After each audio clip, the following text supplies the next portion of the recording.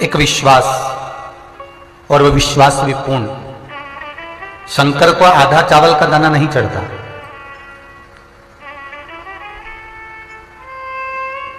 भगवान शंकर को पूर्ण अक्षत चढ़ता है। शंकर भगवान को आधी अधूरी बेलपत्र नहीं चढ़ती, शिवजी को पूर्ण बेलपत्र चढ़ती है। शंकर को फूटा हुआ श्रीफल, बदारा हुआ श्रीफल नहीं चढ़ता, शंकर को पूर्ण श्रीफल चढ़ता है।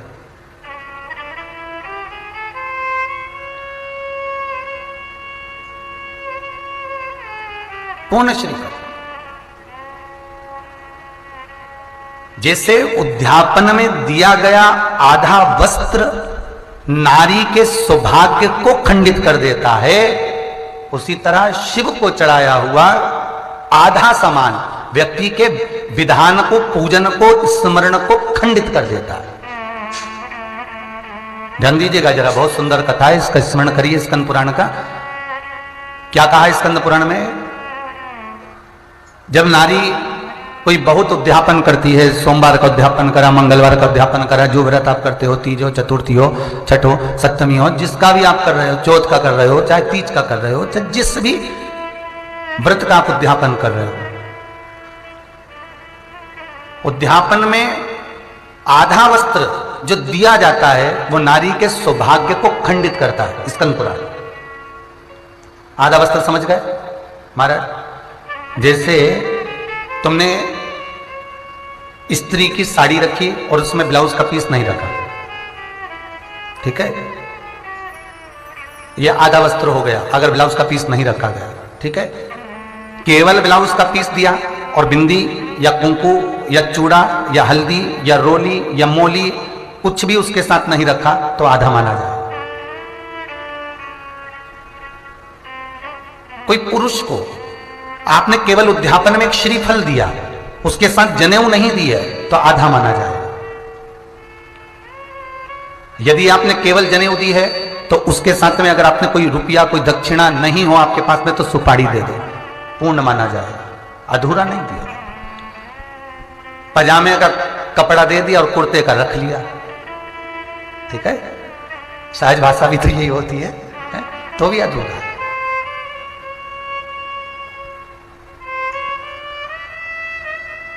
जैसे उद्यापन में दिया गया अधूरा वस्त्र, उद्यापन में दिया गया अधूरी सामग्री नारी के सौभाग्य को खंडित कर देती है, उसी तरह शंकर को चढ़ी हुई खंडित वस्तु, अधूरी वस्तु, उसके पूजन के विधान को खंडित कर देती। कई लोग कहते हैं हमारा ये वाला काम नहीं, हमने व्रत तो करा था, हमने तो उपास करा था। तो जरा विचार करना, तुम जो पशुपति व्रत करने गए, एक एक बेलपत्री को छाट कर, धोकर, साफ कर कर कोई खंडित बेलपत्र आपने शिव को तो नहीं चढ़ा दी। शिव महापुराण तो ये तक कहती है कि अगर आपके पास में खंडित बेलपत्र है और आपके पास में नहीं है बेलपत्र तो शंकर के मंदिर में जाकर उन्हीं की बेलपत्र उठाकर वही धोकर वापिस चढ़ा दो, वही धोकर वापिस चढ़ा दीजिए। और शमी पत्र तो एक ऐसा होता है कि शंकर के मंदिर में अगर शमी पत्र पड़ा हुआ है तो शमी पत्र को मात्र आप स्पर्श ही कर देते हो, उसको धोने की भी जरूरत नहीं पड़ती। शमी पत्र को धोने की भी जरूरत नहीं है, मात्र स्पर्श ही कर दिया चढ़े चढ़ाए पर, तो भी उसका सुख है हमारा।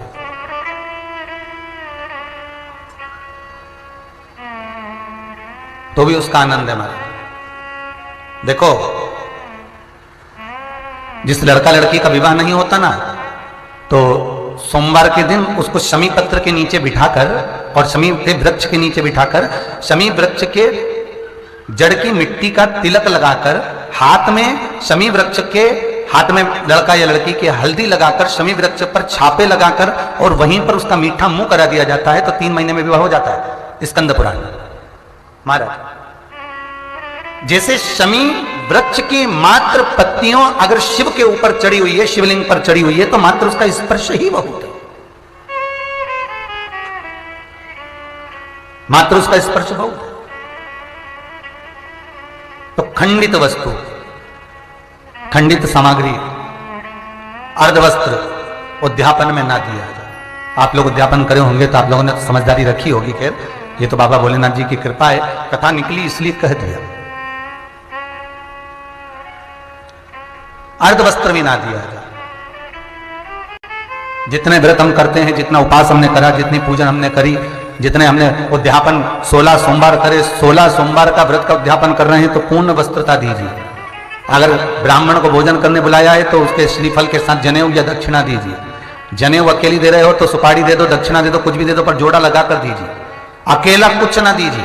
अगर अखंड सौभाग्यवती का जीवन हमें जीना है, हमारे YouTube चैनल पर आप अगर जाएंगे तो मुंबई में स्कंद पुराण बची थी, माहेश्वरी समाज अंधेरी पश्चिम मुंबई, जब उन्होंने कथा कराई तो उसका एक क्लिपिंग डला हुआ होगा, आप उसमें निकालिएगा कि सौभाग्यवती नारी किन वस्तुओं का दान, तुला दान कर देती है जिससे वो विधवा होकर नहीं मरती, अखंड सौभाग्यवती होकर जाती।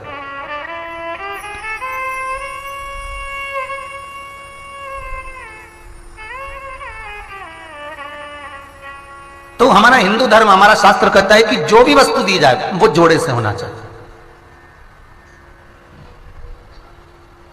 और महाराज इसलिए जोड़ी वस्तु का आज भी नियम है हमारा जिस्कंद पुराण के हिसाब से। कहीं आपके घर में अगर ऐसा जुड़मा केला आ जाए तो ईमानदारी से बोलो खाते हो क्या? नहीं।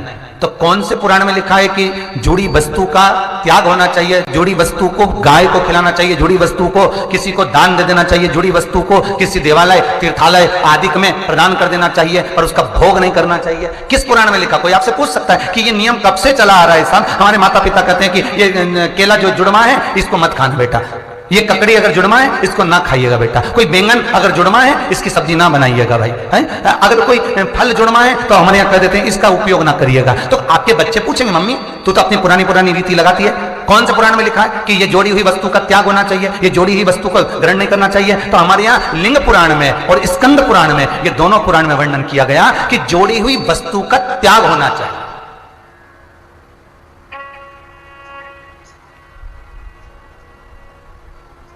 और मान लो उसका भोग कर लिया तो हमारे हिंदू धर्म में माताएं बड़ी अच्छी काव्य बना लेती हैं। अरे मालूम जुड़वा अगर चीज खाओगे तो जुड़वा संतान होगी।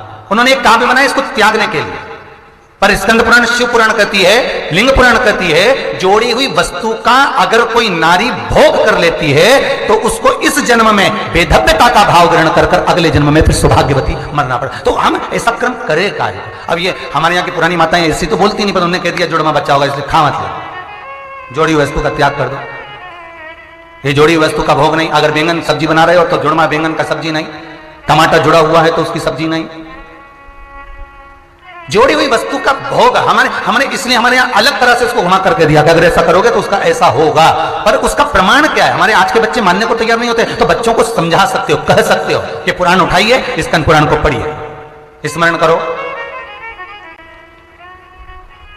वो कौन सा शिवलिंग है जिस शिवलिंग के सामने ही, बिल्कुल शिवलिंग के पास में ही श्रीफल को तोड़कर उसका जल शिव को समर्पित होता है?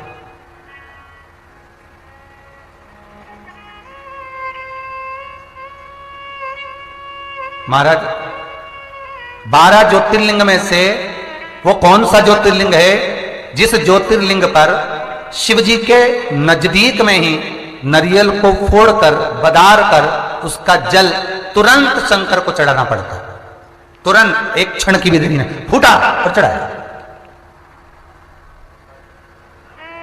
केवल एक शिवलिंग, एक ज्योतिर्लिंग, वो है मल्लिकार्जुन। कौन सा है? मल्लिकार्जुन।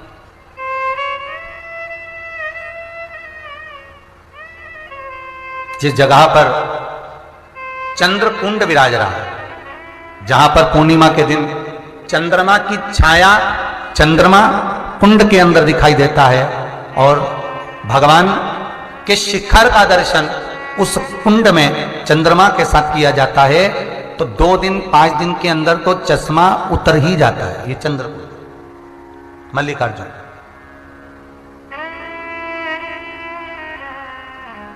क्यों? महाराज श्री कार्तिक स्वामी, श्री कार्तिकेय जी महाराज जब रुष्ट होकर श्रीशैलम पर गए, और ये वही श्रीशैलम है जहां पर ब्रह्मा जी की धर्मपत्नी को अहंकार आ गया था। ब्रह्मा जी की धर्मपत्नी को अभिमान आ गया, अहंकार आ गया था। और ब्रह्मा जी की धर्मपत्नी को जब अभिमान आ गया, अहंकार आ गया, ब्रह्मा जी की धर्मपत्नी ने कहा मैं सारे स्वरों की देवी हूं, मुझ में सारी पूर्णता है और मैं सारे स्वर सारे वाद्य, सारे राग, सारी संगीत मुझ में भरा हुआ। तब ब्रह्मा जी ने उनको समझाया था। ब्रह्मा जी बोले थे, ऐ सरस्वती, माना तुझ में स्वर है, माना तुझ में राग है, माना तुझ में सब कुछ है, पर तू फिर भी कुछ स्वरों से वंचित हो सकती। अभिमान कर कर श्रीशैलम पर माता सरस्वती चली गई थी। और माता सरस्वती जब श्रीशैलम पर जाकर विराजमान हुई, श्रीशैलम की पहाड़ियों पर मां जगन जननी सरस्वती मैया जब छुप गई, ब्रह्मदेव उनको ढूंढने के लिए आए। ब्रह्मलोक को छोड़कर श्रीशैलम की पहाड़ियों पर ब्रह्मा एक ब्राह्मण का वेश बनाकर सरस्वती को ढूंढ रहे हैं, ब्रह्माणी को ढूंढ रहे हैं।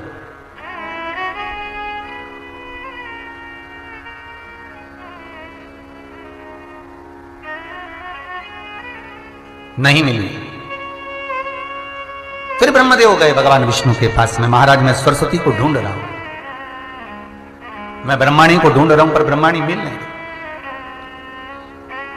भगवान विष्णु ने कहा, देवादिदेव महादेव के पास ब्रह्मा जी आप जाओ। और ब्रह्मा जी देवादिदेव महादेव के पास गए, उनसे निवेदन करा, उनसे विनय करा। महादेव ने कहा, क्यों चिंता करते हो, क्या हुआ? सरस्वती कहीं रुष्ट होकर चली गई, मिलती नहीं, उसको अभिमत्ता समाइए। भगवान शंकर उसी समय पर पहुंच गए सरस्वती के पास और सरस्वती से कहा, वीणा देवी, मैंने सुना है तुम बहुत सुंदर संगीत जानती हो, बहुत सुंदर गा लेती हो, बहुत सुंदर नृत्य कर लेती हो, बहुत सुंदर वाद्ययंत्र का स्मरण कर लेती हो।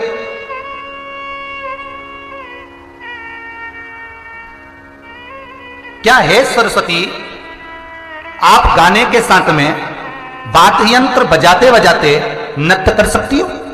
सरस्वती ने तुरंत उसी समय पर कहा, महादेव ये तो कोई नहीं कर सकता कि भजन गा भी रहे हैं, बजा भी रहे हैं और नाच भी रहे हैं, ये तो हो ही नहीं सकता, बहुत कठिन है, ये तो बहुत कठिन। सरस्वती, फिर ब्रह्मा आपको कहे ना कि आपके भीतर अभिमान समाया। सरस्वती शिव की शरण में आई, क्या आप ऐसा कोई नृत्य, ऐसा कोई गायन, ऐसी कोई लीला दर्शन करा सकते हैं? श्रीशैलम पर भगवान ने अपनी नट लीला का दर्शन नटराज बनकर सरस्वती को प्रदान किया है। नटराज लीला का दर्शन। इसलिए आज भी संगीत की देवी भले सरस्वती हो, पर नट के नटराज ही माने जाते हैं, जो सरस्वती को भी नट की लीला श्रवण कराते, दर्शन कराते और उनको सिखाते।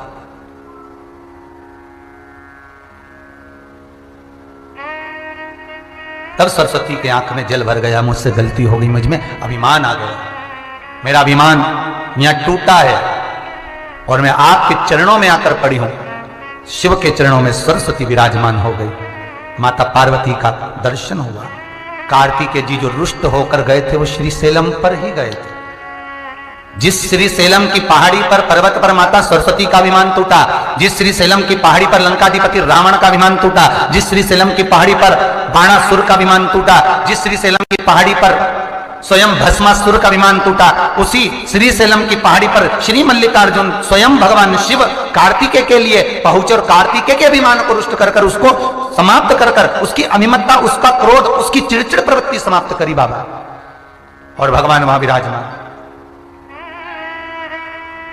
केवल एक मल्लिकार्जुन का मंदिर एक किस्सा है शिव जी का 12 ज्योतिर्लिंग में से, जहां पर नरियल इसलिए फोड़ा जाता है कि व्यक्ति के भीतर अगर अहंकार हो, लोभ हो, विषय हो, आसक्ति हो, वासना हो, तृष्णा हो, तो शंकर के चरणों में उसको फोड़कर उसका जल समर्पित कर कर जब व्यक्ति के ऊपर छीटा जाता है, वहीं पंडित जी भी छीटते हैं, छीटा जाता है, उससे व्यक्ति की अभिमत्ता, क्रोध, चिड़चिड़पन, अहंकार समाप्त हो जाता है, समाप्त हो जाता है।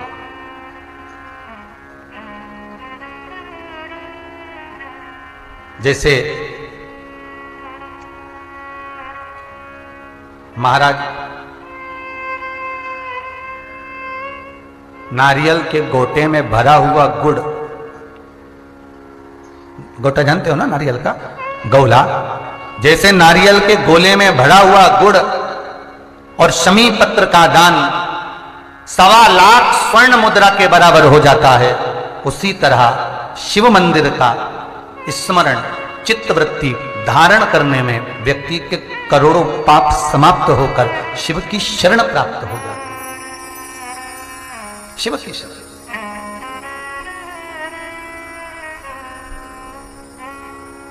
महाराज, जब किसी मकान का उद्घाटन होता है ना, है या मकान का पाया रखाता है, कोई नया प्लाट बन रहा है, मकान बन रहा है और उसमें कोई नया पाया, पहली बार अगर कोई पाया रखा रहा है, कोई बीम बन रहा है, कॉलम बन रहा है, उसमें नीचे पाया बना रहा है, तो उसमें जो ब्राह्मण होते हैं, आप जिन वास्तुशास्त्री से पूछेंगे, ब्राह्मण जन से पूछेंगे कि हमारा मकान बन रहा है, खड्डा खुद रहा है, तो उसमें पहले क्या चीज रखें, तो वो बता देगा। इसमें आप नाग नागिन का जोड़ा रख दीजिए, इसमें आप थोड़ा सा कलश में शक्कर भरकर उसमें अमरबेल के टुकड़े डालकर रख दीजिए। पर शिव महापुराण, स्कंद पुराण, वास्तुशास्त्र, अग्नि पुराण और वामन पुराण, ये वामन पुराण के अंतर्गत भी मिलेगा, अग्नि पुराण के अंतर्गत भी मिलेगा कि यदि नूतन मकान के पाए में एक नारियल के गोले में गुड़ भरकर, शमी पत्र रखकर उसको दबा दिया जाए तो उस घर में कभी संपदा की कमी नहीं होती और क्लेश नहीं हो सकता, चाहे कितनी भी अहंकारी बहू क्यों ना हो, चाहे कितना भी अभिमान अभिमत्ता रखने वाली सास क्यों ना बहू, उस सास बहू में प्रेम ही रहेगा, क्लेश नहीं हो सकता, उसमें विवाद नहीं हो सकता। उस घर के अंदर जितने भाई रह रहे हो, जितने कुटुंबी रह रहे हो, परिवार रह रहा हो, उसमें क्लेश का कोई मतलब नहीं हो सकता। जैसे कोई बहुत बीमार व्यक्ति है, बहुत बीमार है, बहुत बीमार, और उसको कोई औषधि नहीं लग रही, उसको कोई औषधि काम ही नहीं कर रही, तो आप जब उसको भोजन कराएं, पानी पिलाएं, आप उसको कुछ भी खिलाएं, चाहे जूस पिला रहे हो, भोजन करा रहे हो, चाहे सूप पिला रहे हो, उसका मुख यदि आप पूर्व में रखकर खिलाएंगे तो 15 दिन के अंदर वो अपने हाथों से भोजन करना चालू कर देगा। 15 से 16वां दिन नहीं होगा।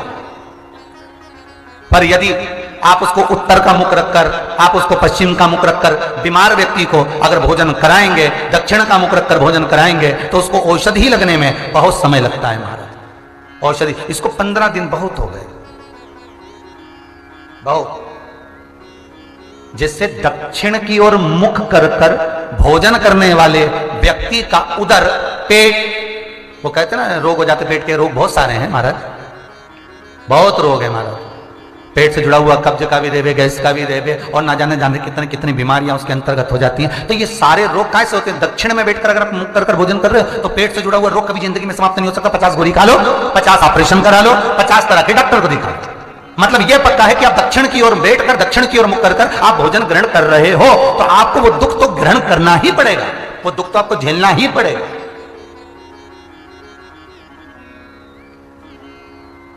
तो भगवान शिव की कथा कर रही है, स्कंद पुराण वर्णन कर रही है महाराज, सुंदर अग्नि पुराण और वामन पुराण कर रही है।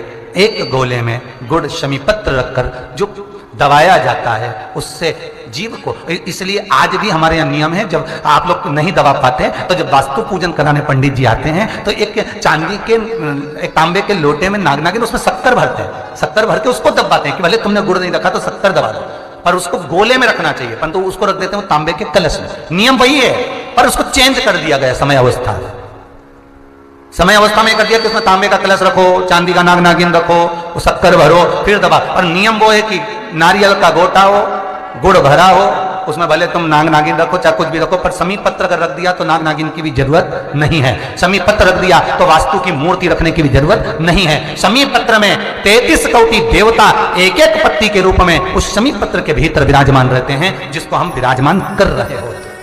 सुख समृद्धि वैभव आनंद दे।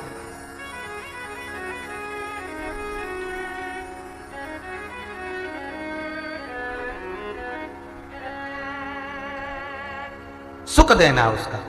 महाराज सरस्वती के अभिमान को भगवान तोड़ दिए।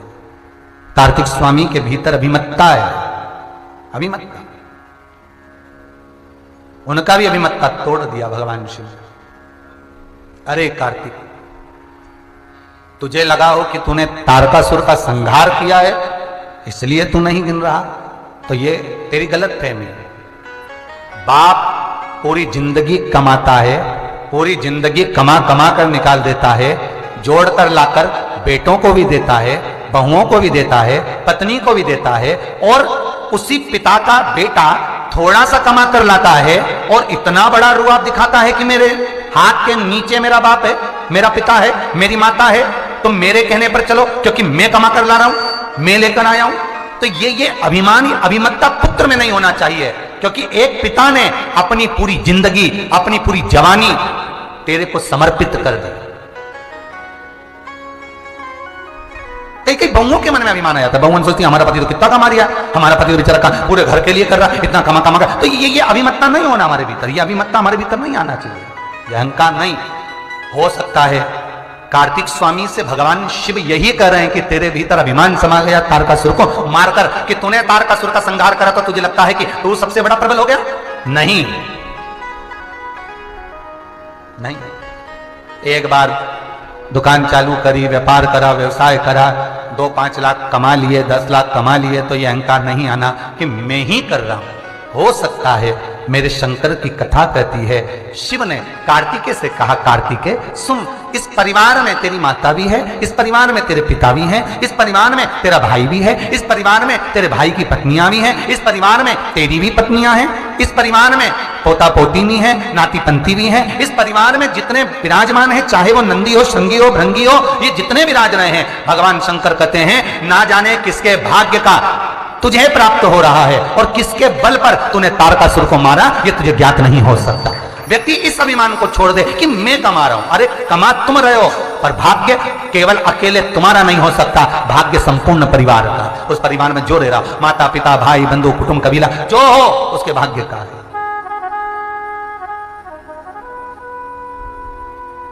यह अभिमान हमारे भीतर ना है।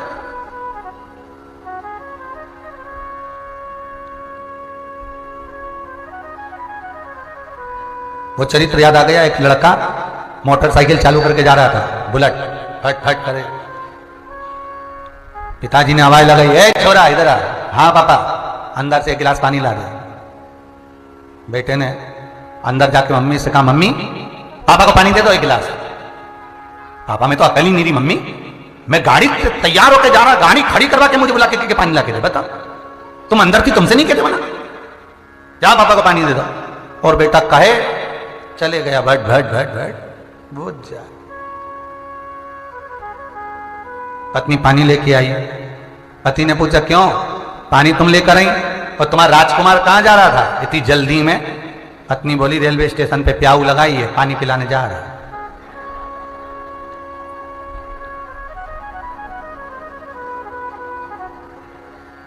विचार करिए, घर में बूढ़ा बाप पानी के लिए बैठा है तो पानी नहीं है, और स्टेशन पे जाके पानी पिला रहे हैं, तो तुम भले लाखों का पानी पिला दो, चाहे दिन भर खड़े रहकर पानी पिला दो, कुछ मिलना है, कुछ प्राप्त होना है? नहीं,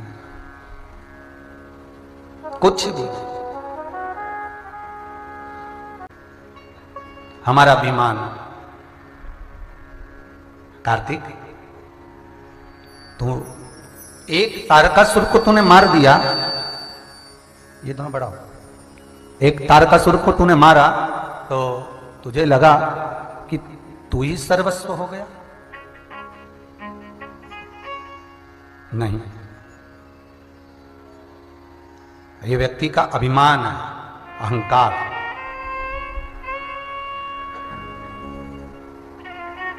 और जिस दिन मनुष्य के भीतर का अहंकार चला जाता है, तब भगवान की भक्ति मिलने में देरी नहीं होती।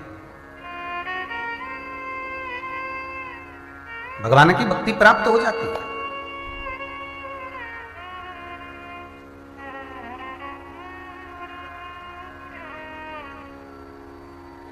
एक विश्वास और दूसरा त्याग, भगवान की भक्ति में ये दो चीजें बड़ी मान्य है महाराज।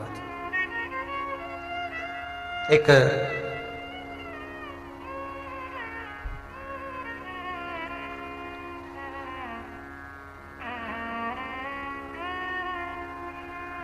गुरु के बहुत सारे चेले थे।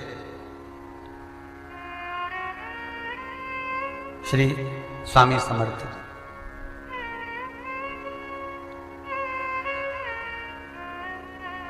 वन में से जा रहे थे निकलकर, तो श्री स्वामी समर्थ जी निकल कर जा रहे हैं, उनके चेले साथ में हरि श्री हरि रामकृष्ण हरि रामकृष्ण हरि रामकृष्ण हरि कहते कहते चले जा रहे।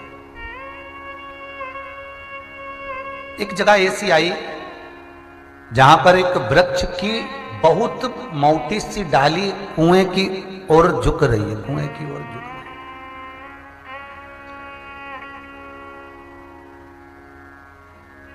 स्वामी समर्थ जी ने अपने सारे शिष्यों को रोक लिया, सारे चेलों को रोका, और स्वामी समर्थ जी ने चेलों को रोककर कहा जरा रुको थोड़ा, और देखो ये कुएं के पास में जो डाली झुक रही है, कुएं में कितनी पत्तियां गिर गई, पानी दूषित हो रहा है। एक काम करो, तुम में से कोई जाओ और इस डाली को काट दो।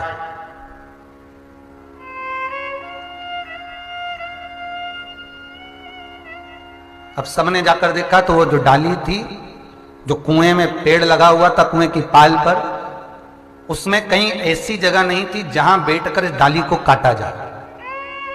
इस डाली को उसी डाली पर बैठकर काट सकते थे, इसके सिवाय ये नहीं काट सकते थे।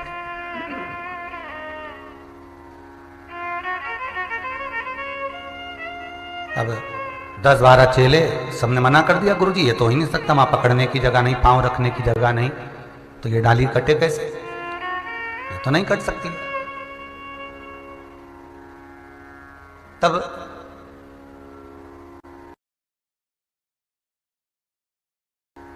स्वामी समर्थ जी का एक चेला था जिसका नाम था अंबादास। आया भगत भजन में डूबा रहता था, भक्ति बहुत थी उसके भीतर। अंबादास बोले गुरुदेव सबने मना कर दिया, एक प्रयास मैं कर सकता हूं, जाओ काटो, जिससे ये पानी शुद्ध हो जाए कुएं का, लोग पिए। मृत्यु लोक में अगर जन्म लिया है तो कोई जग कल्याण का एक काम जरूर करना, श्री स्वामी समर्थ जी कहते हैं।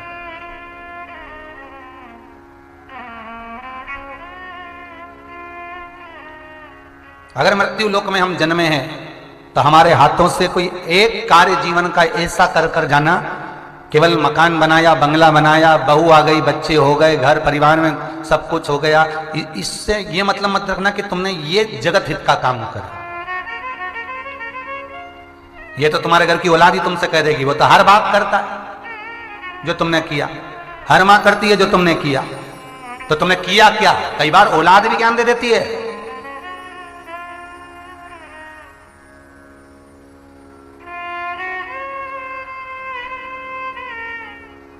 एक महाराज प्रवचन देने जा रहे थे और एक सेठ जी ने उनको ताना मार दिया, अरे महाराज जी कहां चल दिए सुबह सुबह? महाराज जी बोले प्रवचन देने जा रहे हैं। सेठ जी बोले हमको ही दे जाओ प्रवचन। तो महाराज भी कम थे क्या, सियोर के ही होंगे।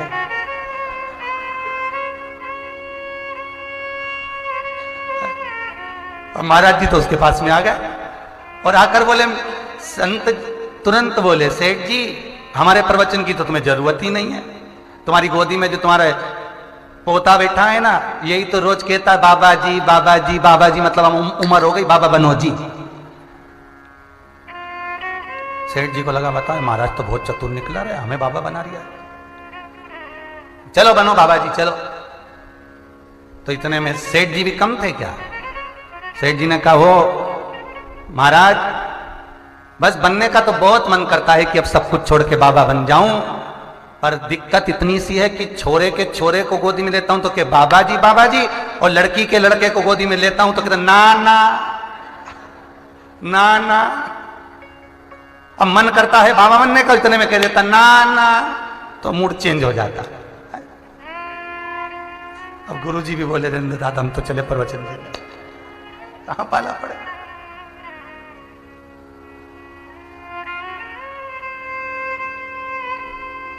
जीवन में अगर आए हो, मृत्यु लोक में अगर एक जन्म अपना हुआ है तो एक पुण्य का कार्य कर कर जरूर जाना, सत्कर्म कर कर। अपनी जिंदगी में एक काम कोई ऐसा करना, कहीं कुआं, बावड़ी, तालाब, मंदिर, वृक्ष, भवन, कोई ऐसा निर्माण करा कर जाना जिससे आने वाले समय में अपन रहे ना रहे, पर वो भूमि, वो जगह, वो स्थान, दुनिया आए और वहां आकर सुख पाए, वो जीवन का एक काम ऐसा करो। और मैं धन्यवाद दूंगा सारे दानदाताओं को जो आजीवन भोजन भंडारे के सदस्य बने। भले आपने जीवन भर में एक बार 21,000 रुपए की सहयोग राशि तुमने समिति को दी, पर रहे ना रहे, भले तुम्हारे बच्चे तुम्हें भूल जाएं, पर ये विठलेश सेवा समिति और ये कुबेरेश्वर महादेव का मंदिर पर जब तुम्हारा नाम पत्थर पर लिखा जाएगा, वो अजर और अमर हो जाएगा। और वो जिंदगी में एक बार, साल में एक तिथि, एक दिन तो आपका भोजन होगा ही। फिर बच्चे श्राद्ध करें ना करें, ये जीवन का कोई एक कर्म अपना करके ऐसा जाओ कि बाद तक वो क्रम चलता, अपन रहे ना रहे। स्वामी समर्थ जी कह रहे हैं, महाराष्ट्र क्षेत्र में जरा स्वामी समर्थ जी का जरा बहुत भाव है। स्वामी समर्थ जी अपने शिष्यों से कह रहे हैं कि ये कुआं अगर गंदा हो गया है तो इसको सफाई करवा दिया जाए। बहुत सुंदर प्रसंग है, हमारा ध्यान रखिएगा। जरूरी नहीं है कि आप मंदिर बनाएं, जरूरी नहीं है कि आप कुआं और बावड़ी बनाएं, जरूरी नहीं है कि आप किसी वृक्ष को लगाएं। जरूरी यह है कि जो मंदिर बना बनाया है कोई टूट रहा है तो हम उसका जीर्णोद्धार भी कर सकते हैं। किसी मंदिर में पुताई नहीं हुई, रंगाई नहीं हुई, उसका रंग भी हम करवा सकते हैं। कोई वृक्ष लगा हुआ है उसमें पानी भी हम दे सकते हैं। कुछ अपने हाथों से कोई पुण्य ऐसा करते चलो जिससे किसी को प्रेरणा मिले।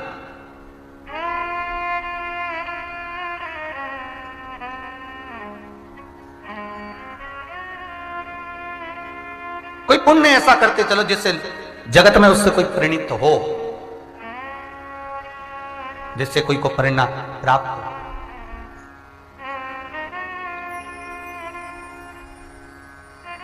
जैसे